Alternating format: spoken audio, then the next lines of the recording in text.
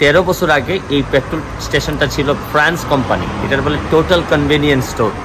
তো এখানে আমি পেট্রোল পাম্পে আমি 3 বছর এখানে আমি কাজ করছি। এখানে ওই যে পেট্রোলের দোকানে এখানে পেট্রোল দিতাম আমরা।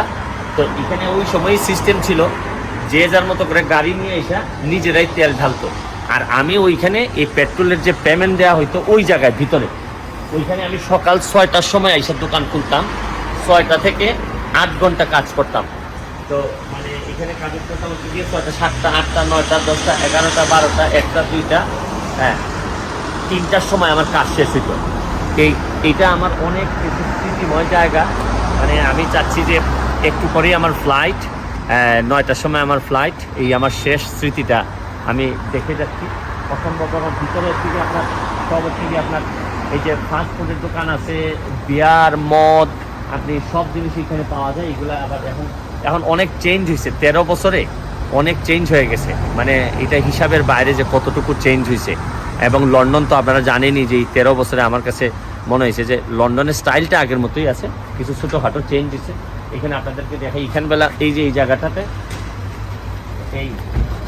এই যে সকালবেলা আইসা এদের পত্রিকাগুলো আমি এখানে পত্রিকাগুলো পড়তাম 6টার সময়। এই যে যেমন বিভিন্ন আমাদের যেরকম পত্রিকার মতো। এই আমার স্মৃতিময় জায়গা এটা। এখন ভিতরে মার্কস অ্যান্ড স্পেন্সার সব যাওয়া অসুবিধা নেই, আর বাইরে হইল গিয়া এইখানেই আমি রাইতের পর বামে যাবেন না ডাইনি যাবে? আচ্ছা যাও।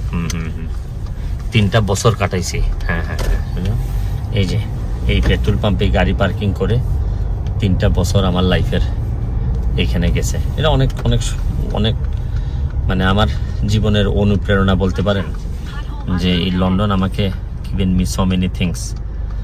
যে জীবনে কিভাবে এই ধরনের একটা দেশে, ফার্স্ট কান্ট্রিতে, এরকম থার্ড ওয়ার্ল্ড কান্ট্রি থেকে এসে ফাইট করে কিভাবে দাঁড়াই যেতে হয়, এটা এই হচ্ছে গিয়ে নাও বিপি, আগে ছিল হচ্ছে গিয়ে টোটাল কনভেনিয়েন্স স্টোর, ফ্রান্সের কোম্পানি।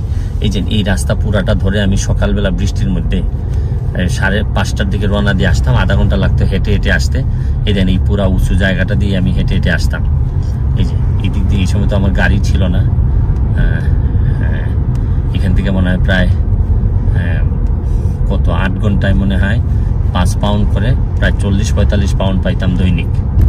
এই যে পুরা রাস্তাটা ধরে ওইদিকেই ছিল আমার যে জায়গায় থাকতাম, আমি এখান থেকে হেঁটে হেঁটে আসতাম। এই অভিজ্ঞতাগুলো আমারে অনেক অনুপ্রেরণা দেয়। আপনারাও যারা ইয়াং মানুষ আছেন, এখন যুদ্ধ করতেছেন, মনে রাখবেন যে যুদ্ধ ছাড়া কোনো স্বাধীনতা অর্জন হয় না, যুদ্ধ ছাড়া কোনো সফলতা অর্জন হয় না।